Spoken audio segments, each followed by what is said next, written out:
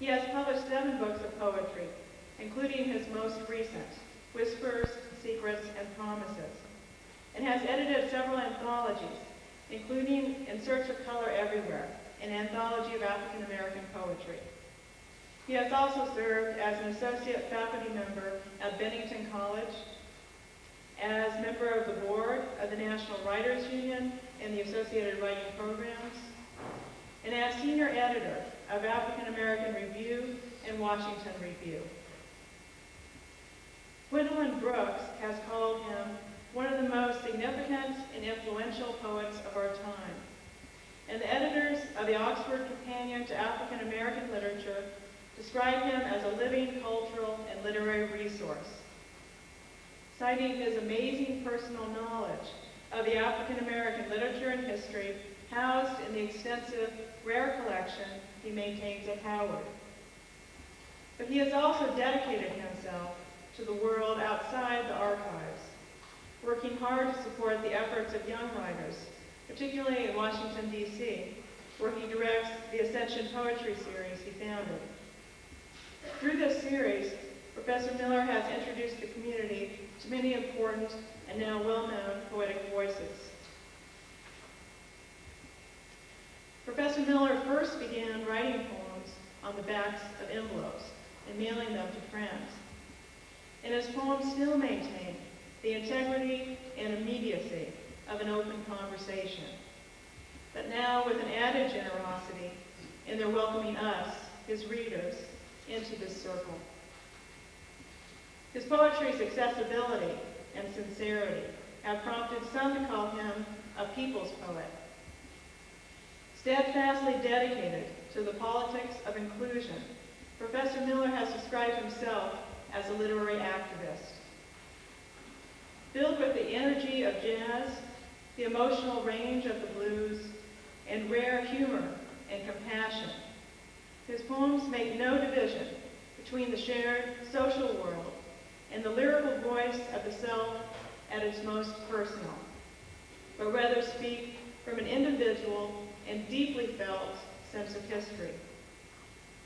In a moment as condensed as haiku, he can capture the true emotional weight of political consequence, as in Orphan in Beirut, which I quote in its entirety.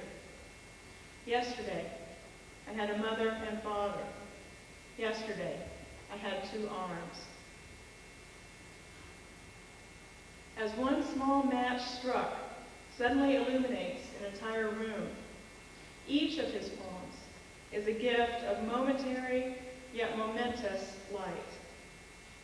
And there is no need for us, Miller writes. This day is a moment of grace, one moment in a life of many. And in Postcard from Geneva, the speaker addresses the postcard writer saying, "I'm always amazed how you say so much in such little space." These lines could themselves be speaking of Ethelbert Miller's poetry, for it truly is amazing how much these poems say in their brief flashes, each one a moment of such grace. Ethelbert Miller.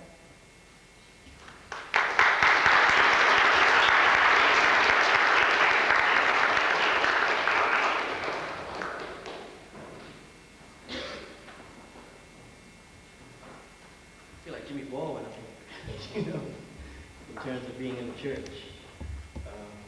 Thank you all for coming. And I'll read a number of poems of my own as well as some other people.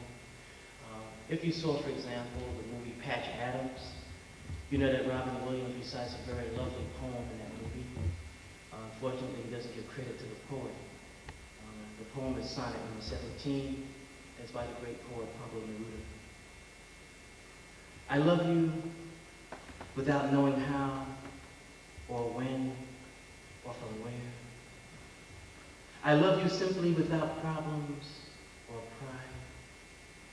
I love you in this way because I don't know any other way of loving but this, in which there is no I or you, so intimate that your hand upon my chest is my hand, so intimate that when I fall asleep, it is your eyes that close. The great Pablo Neruda. Let me open with a poem about my mother. One of the things that maybe some of you encounter is that sometimes you go back home from school, you can actually see your parents beginning to age. My sister and I were always concerned about my mother's physical health. We would call her, how you doing, Mom? She'd tell you about her arthritis, right? What we were not ready for, which took place a few weeks ago, was the problems in terms of my mother's mental health. And we know, for example, that many of our senior citizens suffer from depression and things of that sort. And it puts another demand on the household, because you go home and you look at your parents and they look physically well, but they're not mentally well. Of course, what we know today is that in some cases, there are some things that can improve the condition, such as medication. So my mother is on medication now. And as I told someone, I wish she was on medication 20 years ago. Because she's like, I got like a new mom now, and it's really beautiful. And these are two poems about my mother. Mother rising at the crack of dawn. 5 a.m. and she doesn't have anywhere to go. It's too dark to go anywhere. I hear her coughing and talking to herself. She must be reaching for her robe, and now a sweater to pull over the robe.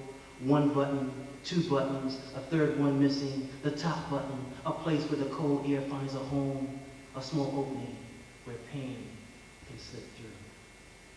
Sitting on her bed, she searches the darkness of the floor for slippers made out of shoes, the backs of two shoes pressed down and pressed out of shape. 5 a.m. and she is moving toward the kitchen, rising at the crack of dawn, moving through the house as if she was light entering my eyes. And the second poem for my mother is It Whispers, Secrets, and Promises. And this is the poem entitled, My Mother Wants to Be Young Again. After asking about the kids, for the second time in our conversation, my mother tells me Aunt Gwen died. I don't remember her, I say. And it's true. I can't place a name with a face or find a face for a name.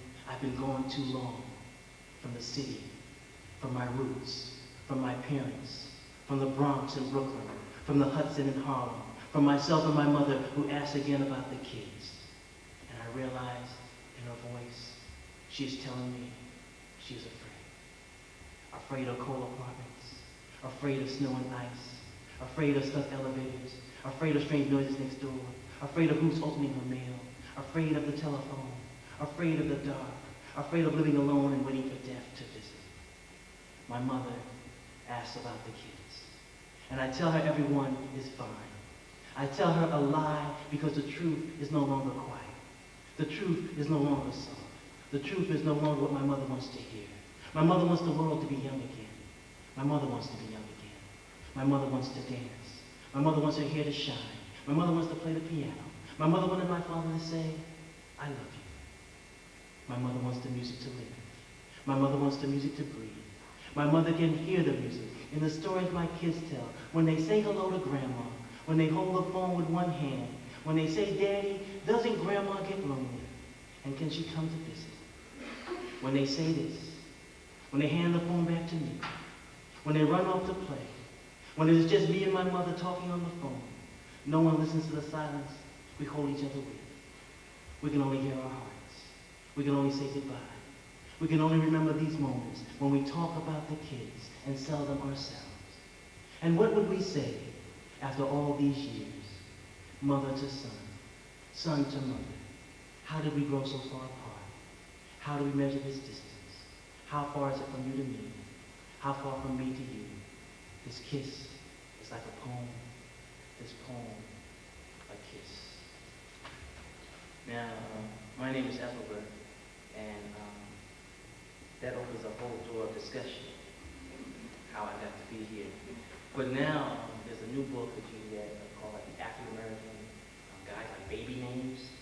So you look in that book now, Ethelbert's in there, Shaq's in there, all these things. One of the beautiful things, in terms of being African American, is that your names come from so many different places. Like today, many people have African names. You know exactly what movie your mother, father might be looking at. So if you're walking around and your name is Mona Lisa, it has nothing to do with the picture, it's Nat King Cole. Then one of the beauties that you get in the African American tradition is that, we sort of like jazz, we make things up. So we got names like Lawanda Latasha or stuff like that, or Que Sera Sera. So that's part of it. And this next poem deals with the naming tradition. And this is a boy whose name is Mississippi, so like Mississippi John Hurt. And his mother's passed away and being raised by his father. Death surrounds itself with the living. I watch them take the body from the house.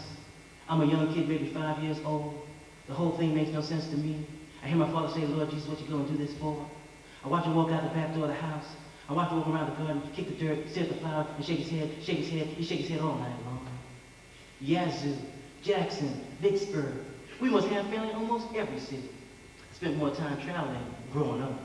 Guess that's why I'm still shorter than my old man. He don't like to stay in one place much. He tell me, as soon as people get to know your last name, seem like they want to call you by your first.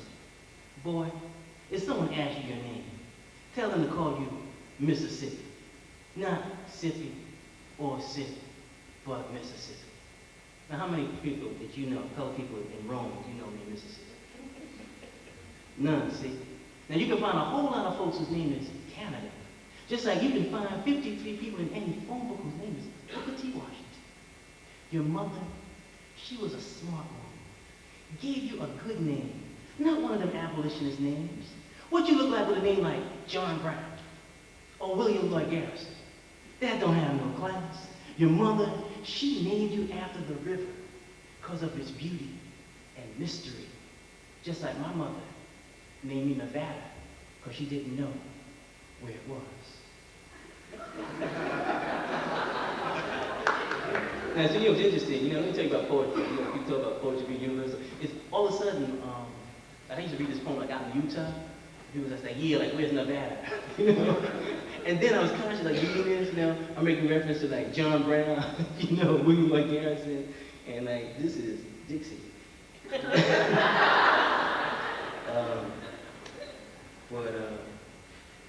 I'll talk a little bit about that later on. I'll talk about it. Can't go home. This is what happened. This is the last reading I have to give. Right? So this is you get the last one. Right? My back is hurt. I feel like Michael Jordan in the playoffs. Get to this reading. But I want to share some poems with you that I think are important. This next poem I wrote in Seattle a number of years ago. It's in the voice of a woman who was battling breast cancer. When I wrote this poem, I didn't know of any women who were battling cancer. But when you look around now, it's unbelievable. How many of you have a friend or a relative who's battling breast cancer? See, you have quite a number. Get a sense of the statistics. This is Rebecca. Will I hate mirrors? Will I hate reflections? Will I hate to dress? Will I hate to undress? Jim, my husband tells me it won't matter if I have one or two or one. It doesn't matter, he says, but it does. I know it does. This is my body. This is not South Africa or Nicaragua. This is my body losing a war against cancer. And there are no demonstrators outside the hospital to scream stop. There's only Jim sitting in the lobby, wondering what to say the next time we love, and his hands move towards my one surviving breast. How do we convince ourselves it doesn't matter? How do I embrace my own nakedness now that it is no longer complete? And that is in the poem In First Light. Now many of us know that the cancer returns, and so the voice of Rebecca came back to me, and I wrote another poem, which is in Whispered Secrets and Promises. The light on Rebecca's breast. Daylight falling on my chest. I placed Jim's hands on the pillow, where my head embraced his love. I rise and enter the bathroom. where I walk with the door half closed. Enough space to realize my life with Jim is the reason I believe in miracles. I lace my sneakers after putting on a sweatshirt and running pants. A morning ritual when I celebrate each new day as one of Thanksgiving and the counting of small blessings. The cancer will return, and I'll not be able to outrace it or tell Jim that our lives are different but just as beautiful. Last night, when he looked into my eyes, I could only confess my fear. Just as now, I slip out for a morning run through the woods while he turns in our bed and his hands reach for something he can no longer touch. And then I wrote a third poem in the voice of Rebecca in terms of dealing with the treatment that a person encounters in terms of chemotherapy. Rebecca lets down her hair. I'm a victim of my own war as I stand in the shower watching my hair fall and swim. Is this worse than cancer, this loss of hair? Why do I think of balding men in war camps and Japanese women after the bomb? I love my hair as much as life, to brush, to comb, to hold. My hair no longer in my eyes. Now, I'm up here in Greenwich Chapel, and I can talk about one of the changes that is taking place in the United States. If we look across our country, we see that our country has a rising or growing Islamic population. Islam is one of the fastest growing religions in the United States, especially in the African American community. And so, you know, if you look at that community, you have Muslims who represent everything from Sunni Muslims and Shiite Muslims all the way to followers of Minister Louis Farrakhan. Over the last few years, I've been writing a series of poems in the voice of Omar, a little boy who's a little Muslim boy. He gets into trouble, so he's not a good Muslim. But then, of course, we know he's not good Christian, straight. We know that too. That's why we in church too. So let me read you these poems and then talk about them so you get to see how these are poems that operate on a number of levels. This is Omar's house. Most of my socks have holes in them. So when I get to Omar's house, the first thing I hear in my head is my mama's voice talk about, you never know what might happen to you when you go out the door. That's why you gotta have clean undies and socks without holes. And I'm thinking about this when I see all those shoes waiting by the front door of Omar's house, like the beginning of one of those samurai movies. Omar pushes me away from the door while I balance on one leg, trying to get my shoes off and maybe get a chance to twist my sock around so no one knows the big hole. But then Omar's daddy extends his hand and says, Assalamu alaikum. And I just mumble something like, I'm happy to be here. And I really don't know where I am, except I know that Omar is a Muslim. The first one I ever met who didn't wear a bow tie or try to sell me a newspaper. Omar looks like me, except he has hair you can comb quickly. My mama said, don't be talking about good hair and bad hair anymore, because that type of thinking is backwards. What's important is what's under your hair. And if you have a hat rack instead of a head, then don't mean nothing to my mama. What kind of hair you have? Assalamu alaikum, Omar daddy says again. So I smooth the top of my head and stand up straight and look him in the eye, and he smiles and tells me to put my shoes down. So now I'm ready to enter Omar's house. And the first thing I notice is the living room don't have no furniture, no couch, no lamp, no coffee table, just some nice rugs. The kind you see in the street and nobody buys because they're too expensive. And if you don't have a vacuum cleaner or you have a dog or cat, there'd be no way for you to keep it clean. So it'd be best for you just look at it and think it's a magic rug. And maybe one day you fly away from all the garbage on the sidewalk and near the curb. Omar touched me on my arm so gentle, you think he was a girl. He's a quiet boy. And my mom says he's different from the rest. He don't like to cuss, and everything he does with his right hand. And then his daddy says it's time for prayer. And I look at him confused because what am I supposed to do? The last time my mama took me to church was Easter Sunday. And the only reason we went was because she got herself a mink coat. And she said, I want everyone to see what your daddy got. So I don't remember too much about Jesus or the crucifixion. Only thing I know is that my mom was the happiest mama alive when she walked down the aisle and sat in the front row of Sweet Savior of the Regiment First Congregational Church. Everyone nodded at my mama and she whispered to me and said, every believer in the Lord should dress well. God don't like no riffraff. So I look at my socks and I'm about to die. Omar says the Holy Quran is the book I should read. And why his house seems like church, I don't know. All I know is that I like it here. Sweet smell of incense, the plants in the window, the soft music coming from the next room. "You's Omar's friend," his daddy asked. "Yes, sir," I say. "I'm Omar's friend from school. We in the same class, and I live around the corner. And I ain't never met a Muslim before, not a real Muslim, not in this neighborhood. No, you ain't no Arab." Because my mom saw you in the supermarket, and she told my daddy he was black and nice because you said "excuse me" in front of the vegetables as you reached for a plastic bag. And all her years of shopping, nobody ever said "excuse me" to my mom, especially on a Saturday morning. Second Omar phone. Omar in school. Sometimes my daddy argues with my mom. Sometimes it's about rain or why my shoes suddenly grew small. My mama tell me one thing, my dad tell me something else, which is why I don't do too good in school. Especially with math problems like, how long will it take you to get to Cleveland if you left the day after tomorrow and the train only runs on the weekend and the bus costs $21? Remember those things, those rich problems? That's how I got into poetry. So how am I to figure if it's day or night? My daddy tells me to just look out the window, and we don't have any feeling in Cleveland anyhow. I tell this to my teacher, and she thinks I'm a smart ass. She don't say this, but I know what she's thinking. She's thinking, why can't I be like Omar? Omar says, yes, ma'am, and no, ma'am. I like Omar, but he doesn't know everything. Just yesterday, I asked Omar about Jesus. I asked Omar, did Jesus have a dog? And Omar says, he don't know. I told Omar, see, you stupid, you don't know. How a man gonna walk on water with a cat? So he must have a dog. A dog be a real disciple. I don't know what my mama believes. She thinks I'm just foolish in the head. My daddy thinks Omar is strange. Boy, too old for his face, he tells me. Looks like he knows everything. You know, I whisper to myself. Omar doesn't know the train to Cleveland only runs on the weekends. This is the last Omar phone. It's called Old Nigeria. It's Wednesday, and it's lunchtime. And I'm waiting for Omar to come around the corner with a bag of sweet things and other goodies. My mother holds the record for consecutive bad lunches packed for kids. Here it is Wednesday, and I'm going overboard from our salami and cheese and wet tuna fish and bread. Why can't she get sweet rolls like Omar's mom and fill a thermos with good warm soup? I'm not even a soup boy, but then Omar's always getting inside my head and telling me stuff I never heard of. Just yesterday, he tells Mrs. Greenfield that there were Muslims in Africa. And Miss Greenfield, she has a tape in her hand trying to fix a Black History bulletin board because it's February again. And I know she wants to use it on Omar.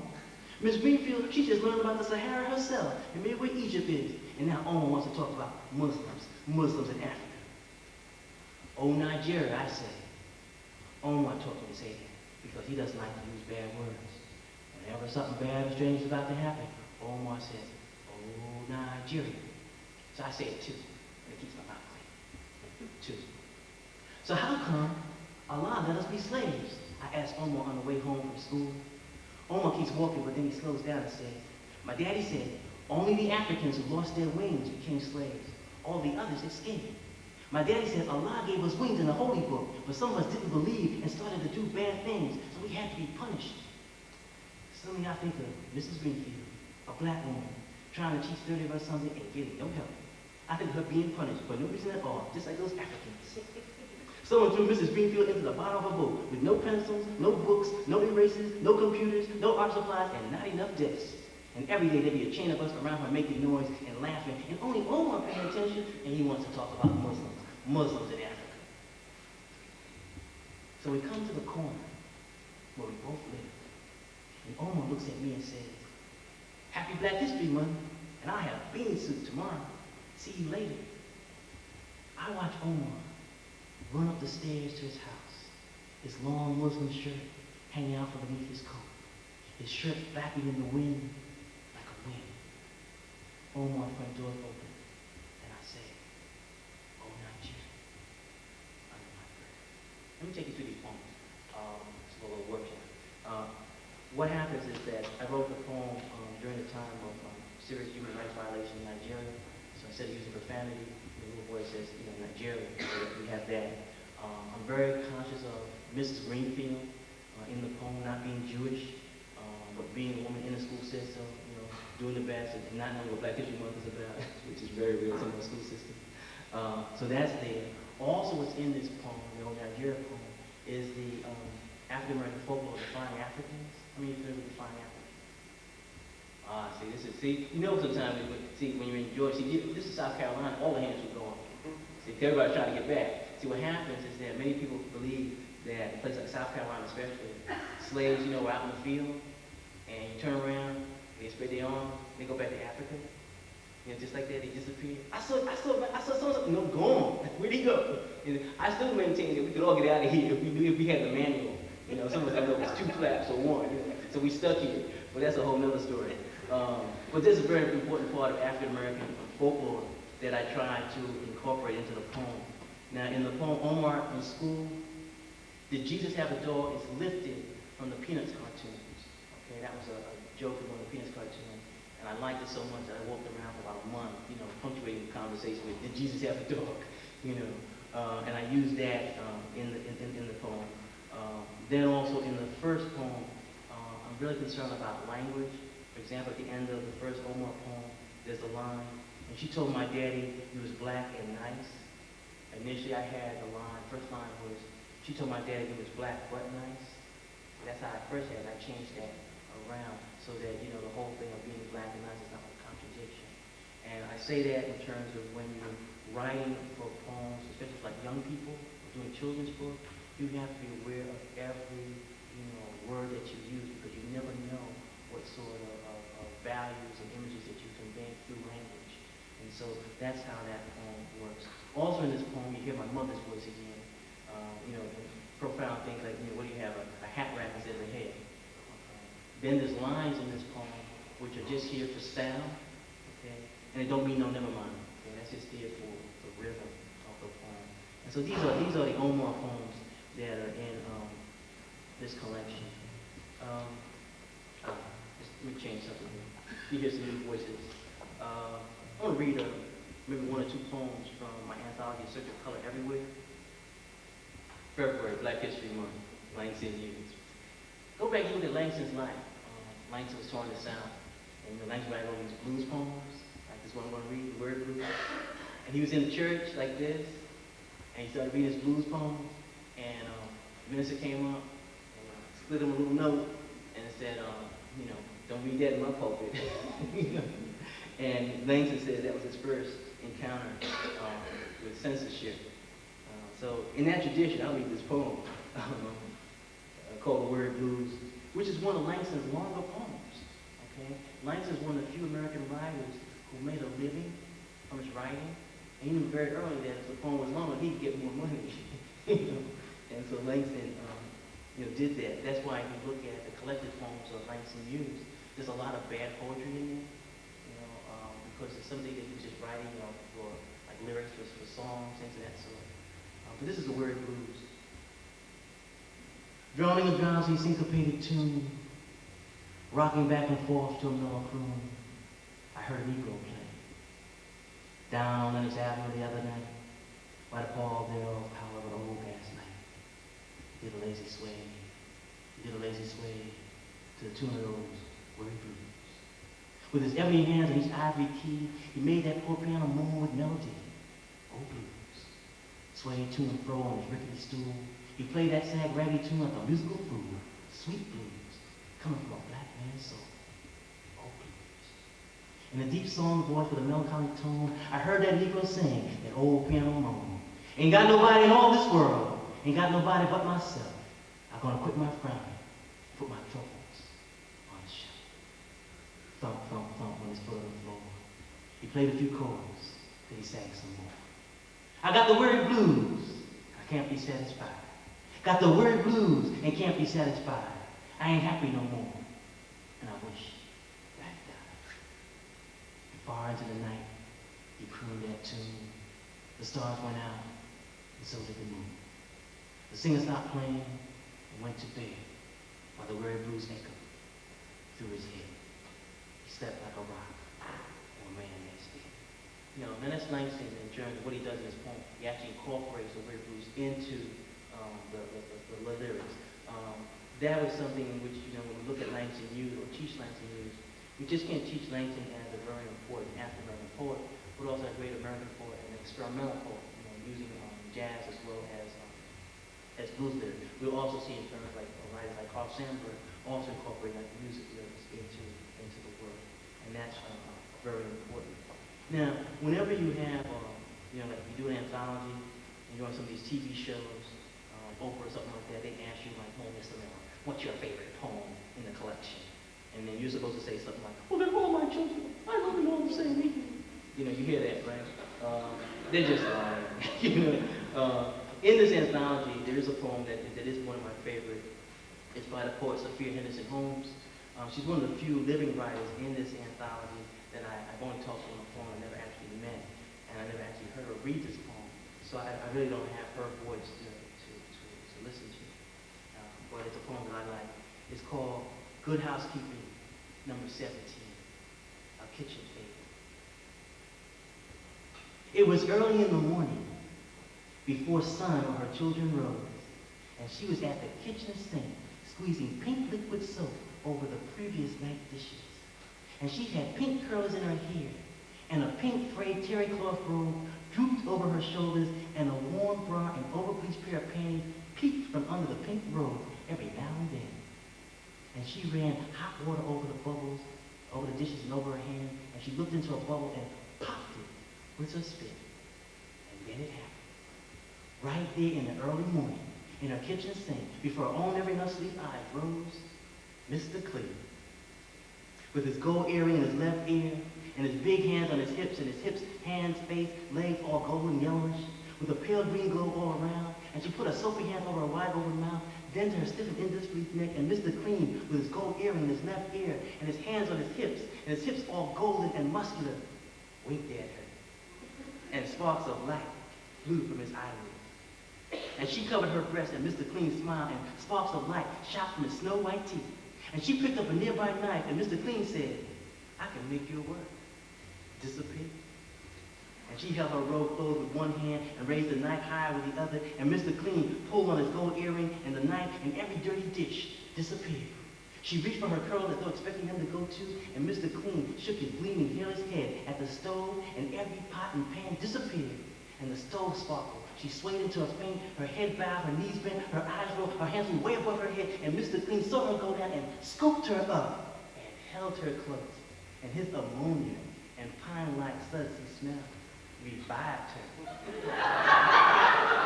And he said, I could make your life more enjoyable. And he pulled on his gold earring in his left ear, and her curls left, her robe went, the warm bra and over-bleached panties were zapped away. And she was butt naked in the arms of Mr. Clean. She didn't know what to do. She was speechless, soft through her eyes and going totally bad. And Mr. Clean said, I could make it real good for you. And he smiled, and sparks of light covered her thighs. And in all her years of standing at her kitchen sink, her thighs had never been touched by anything, let alone light. And she looked at her thighs all aglow.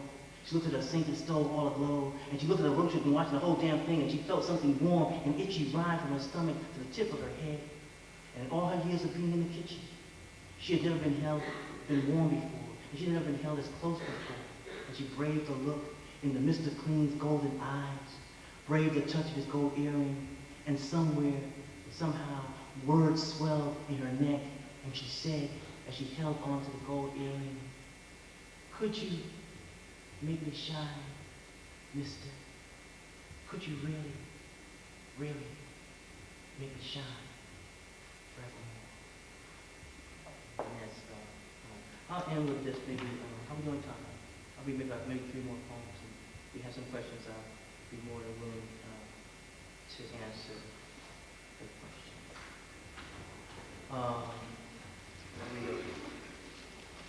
This is a poem based on the violence that we see taking place in many of our small towns. And I wrote this poem after one of those incidents. Some of our young people with guns. It's called Birds. I don't count birds, so when the fourth body hits the floor, I stop counting because it's too easy shooting people with a gun. And besides, I forgot my math book, and where it is anybody's guess, including my own.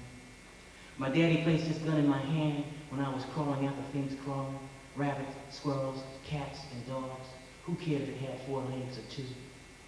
I just like to aim and fire and taste the rush it gives me like a roller coaster at the fair and the cotton candy and root beer and the hot dog pickled and relish dripping down the side of my hands. Red spot in my eye, and I keep shooting teachers and kids until the gun clicks and the fun runs out, and I know this must be the movies because I'm alive and everyone else is dead. That's Bird. And read two more poems. This is a poem that I heard on, three more poems. A story that came across NPR, set in Beckley, West Virginia. It was about a couple that wanted to commit suicide so they could be with the Lord, and they left their child on the side of the road. Angela. I was too young to do the Lord's work, so they left me by the side of the road and went walking off into the sunset. The shade of the car, the heat from my own breath stuck in my tongue like the words from the flip book. They had a call. First my mama, then my daddy. Someone called out their name, telling them there were things to be done, and this was the time for miracles to be believed. My daddy took the rifle from the basement, and I watched him bless it at the dinner table, telling my mama that this here should be the food that they should give thanks for. I was 5 years old and could not reach the butter or the bread, and my mama asked my daddy if this was the right thing to do. I still remember the silent look he gave her, and just down the road, he gets that look every time he sees a stray dog. So I know it's best for my mama to say amen if she don't want an argument, and to simply trust in the Lord. And in my daddy's house, the Lord wears blue underwear and watches TV. And I asked my mama to pass the bread, and Daddy, he put the gun down in the chair next to me like it was my brother or sister, and it sat next to me while I ate. And all the time I kept asking myself, why and when? We're going to go on a trip to the mountains and give ourselves to the Lord, my daddy finally said.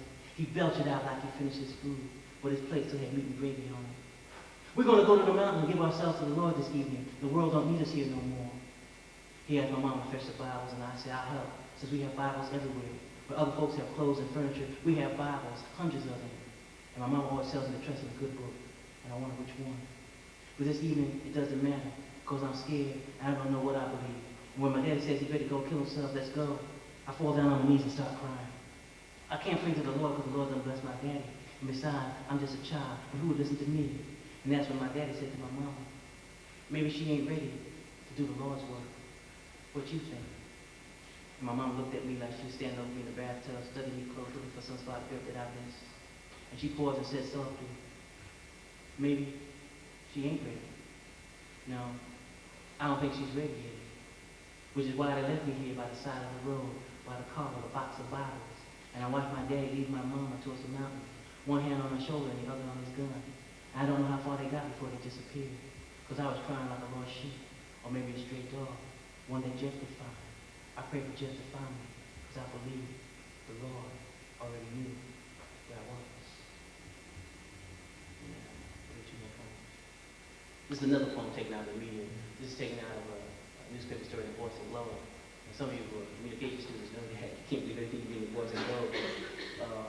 This was a true story, very important story. I have always wanted a woman to be my lover.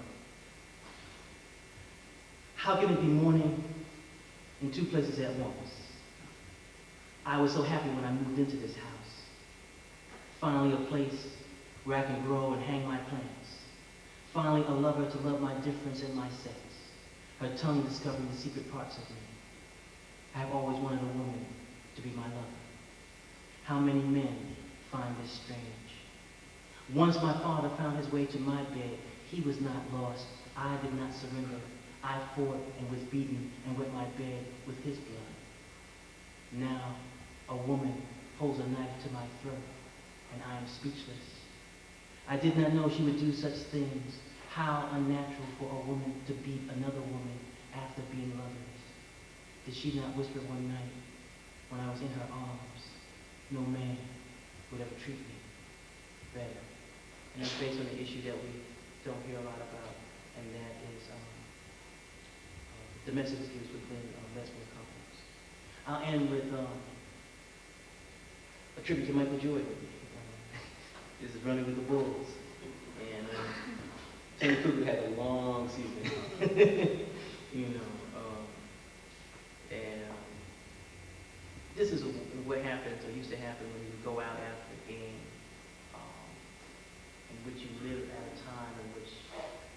blessed to have an athlete define your effort. You know, like I remember, for example, growing up in the 50s, it'd be like 3 o'clock. You said something, yeah, meet me out after school, man. I'm gonna beat you up.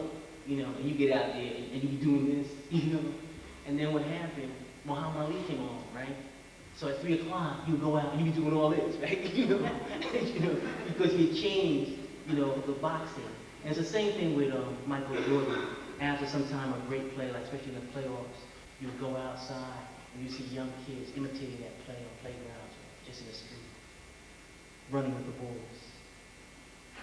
Morning conversations, coffee and tea, bagels with cream cheese, pastries as sweet as the plays from last night's game. Smokers leaning against the walls of downtown buildings, talking about the final score and how Michael Jordan did it again. We shake our heads and high-five, laugh over our shoulders, and make our way to lockers, counters, and desks. Once again, we have faced the morning traffic, defeated fellow workers for parking spaces, looked beyond the vacant stares of homeless men. We are running with the bulls, weaving past outstretched hands, asking for nickels, dimes, and daily praise. Thank you.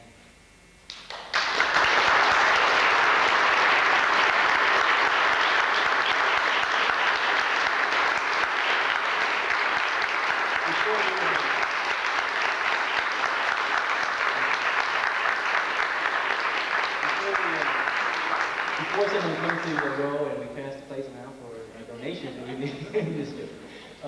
you have any questions, I'd be more than willing to answer questions that you have. I always like to have questions and answers following the reading so that the reading can be entertaining, but we can still also discuss ideas. I stand before you as an African-American writer, as a literary activist. There are poems that I read that I felt important to read, whether it's about lesbian relations, or whether it's about breast cancer, issues that I feel are very political issues, issues that reflect on changing society. One of the things I feel in terms of when I think about what poetry and literature and art and culture should do is that it should bring people together. I organize a program in Washington, the Jewish Community Center, which is called Windows and Mirrors. And what I try to do through cultural programming is use culture as a window and as a mirror, which means that, you know, a poem, for example, should make you like look at yourself, learn something, and also the poem should be like a window where you look out and you see others. And so it's a very important concept. You know, we're at a time in which our society is changing, and those of you who are here, you know, are fortunate to be in college, and you represent the leadership, you know, as we move into the next century. And it's very important for you to understand that while you're here, there are key movements that are changing your life. And you just can't block it out. How you respond to these movements will determine how you, what type of man or woman you'll be. If this, for example, was the early 60s, not far from a place like Albany, Georgia, places like that, they gave us wonderful people like Bernice Reagan and the Civil Rights Movement. We know that when we go back and we look at the Civil Rights Movement, the key reason for the success of the Civil Rights Movement is not simply the changing consciousness among the African American community, but the changing consciousness among white people. And that's key. If, for example, we look at the 70s and we look at the social movements of that era, we know that the women's movement changed what? The consciousness of men. Right? Now, what's taking place today that challenges us even further? Gay movement. Right? But all of a sudden now we have to define things like issues of privacy, tolerance in terms of how we define marriage. All these issues are things in which you see institutions like the church wrestling with. Okay? And it's very important to have members of the clergy who stand up here and realize that what their role is. Now, I stand up here in the tradition of Jimmy Baldwin. Okay? Baldwin, you know, you go back, Baldwin's the voice of the Civil Rights Movement. You put Baldwin up here, he will tell you that as a writer, he's a witness. Okay? A witness. Not an observer, but a witness. And you know that if you're a witness, then you're called upon to do what? Give testimony. Okay? And you have to do that. And that's the key thing in terms of being a writer. The same thing if you're a minister, you're challenged, you know, by doing that. And the same thing if you're in the classroom, you know, as a teacher. Okay? You have responsibility. You cannot block it out. You're heading up a college, university, you cannot block things out, or else you don't prepare your students for the world. And you just don't prepare the students for the world. And the key issues that we move into the next century are not necessarily the issues of race. The key issue that we see already is issues of religion. I have a number of friends of mine who are African Americans, and the first of the things they say, I'm a Muslim. I mean, if you were on the campus of Howard University on a Friday and June is going on, you see so many Muslims on the campus of Howard University. That's a growing trend, and it forces us to do what? Deal with stereotypes of who are Muslims, how they face different. It forces you to challenge people like Pat Buchanan, who might say that we're a Christian nation. Where we know that, for example, there's people who are Jewish, who are Muslims. And so this is the type of thing that, we have to look at as young people, and also as writers. This goes with the territory. And I care for it in terms of, I sometimes use humor as a device to get you to think. But it's very important, to have questions and answers during the reading so that, when we leave here with ideas. And it's very important to disagree. It's very important to disagree. But I have poems. I have one poem I didn't read in here. I have this poem, The Voice of Support of David Duke, and I think it's very timely. And what happened is I was reading a newspaper several years ago, and I was just amazed by people who say, I want to go and vote for David Duke. And so what happened, I wrote a poem from that point of view, just to try to understand it. I keep this wonderful letter from a young student in Virginia who says, Mr. Miller, I love your poem, especially how you can be a white person.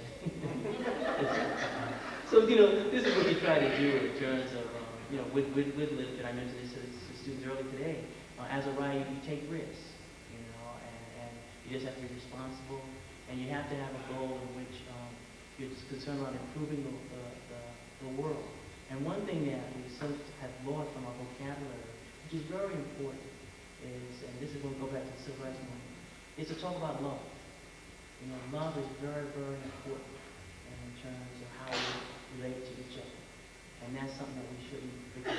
And those of you who are in relationship, you know that love is difficult these days. It's just on an individual level. Just loving one person is difficult. So now when you start talking about community, country, things of that sort, you realize the responsibility. But you also know how important love is to your life. So if we go back to the first poem that I shared with you, I shared a poem about Pauline. Some people consider the love poet, but also very good. Any questions? I'll start preaching and then be like one of those midnight services. Yes? Talk more about what you wanted to touch on as far as the role of the poet and writing, how Brodsky and Kinsley and some of these folks are kind of changing that role and how that's evolving. Yeah, I think we talk about this. I think Brodsky, for example, when he was at the Library of Congress, did some wonderful things, and that is, as Americans, sometimes even how poetry is introduced to us is something that we push aside, like the McDonald's Happy Meals, and it's, we don't like it, or it's not part of our life. And poetry is very, very important, and I think people like Penske and the other people who have been, poet laureate, have really introduced poetry or brought poetry back to the average man. And that's very important. If, for example, people are introduced to it in such a way, they will like poetry. If, for example, you look at our society right now, the whole thing of slams and readings and things of that sort, in which a whole generation now is discovering poetry. People going back and rediscovering the beat writers. All this is because poetry is much more popular. If you look at our popular culture, you look at TV commercials, you see poetry being used. And this is very important in terms of the average man and woman to realize that this is not something foreign, or this is not something that I don't understand. And that's, I find, one of the real fears in terms of understanding poetry, is that sometimes people don't get it, right? And they think there's something wrong with them. Okay, first of all, you just can't read a poem one time. And now some of us being American, it's like get it and going, right? But poetry requires you to sit down, read it 2 or 3 times, reflect back on it, walk away, come back to it, just so you fully understand it. Some of us don't have the time for that. Okay? Also, sometimes poetry forces us to go to the dictionary, look up words. Okay? And all this means work. But I think it's very important for poetry to be part of our daily life. And I think it's very important in terms of teaching, especially in terms of elementary school, how poetry is introduced. This is why we're fortunate now, just the last few years, to have National Poetry Month every April. What I would encourage all of you to do is some very simple things. During the month of April, you just read a book of poetry. It's a very simple thing. Also during the month of April, maybe give someone a gift of poetry. Now you see our President of the United States giving poetry.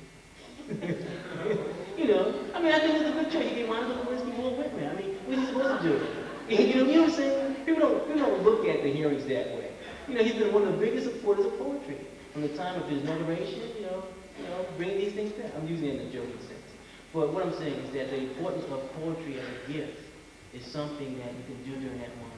It's also very important to get a good sense of who some of our contemporary writers are, so you know what's happening out there when you go to the bookstore.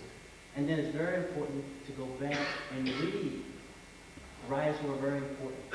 I was at the Naval Academy just about a few months ago. The Naval Academy, all right? I asked some future leaders of our society if they had heard of Walt Whitman. And they didn't know his women.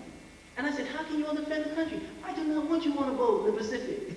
You know what I'm saying? Because what does that mean? That means that if we mention certain names, right, and there's no recognition, then the whole body of thought is attached to that. You see what I'm saying? Okay? And this is why it's very important in terms of what Pinsky's doing, I think is coming here. It's a wonderful thing. Making poetry so much part of the national dialogue, and I think it's just necessary. Any other questions you have? Well, we can leave now. I want to thank all of you for coming. This is the end of the tour. I think that I had a wonderful time here in Georgia.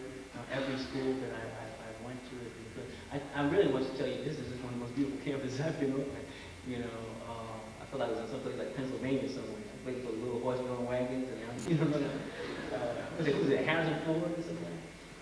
But this is very beautiful, and those of you who are writers, take advantage of this, in terms of being able to go outside and look. Many of you take your surroundings for granted, but go outside and see the world. And breathe, look at a leaf or something like that, and really take advantage, because what's going to happen is that these years might go by very quickly, and maybe you're stuck in one of these jobs or something like that, and you don't have this, and to go jogging or something like that, and that time to reflect is so important for your spiritual development. Everything's not going to be in the classroom. You can probably learn a lot just sitting out in the sun, breathing properly. How many are you breathing from? Okay, just get there, clean your lungs out. Later and there's no exams in this case. You know what I'm saying? So it's like audit. You can pass, fail. Just go outside and breathe. And what happens? You look up, and that can help you in terms of your own creativity. That can definitely put you in touch with other people. Small things like an exercise that you can do. I'm not trying to preach to you, but I am up here. Thank you.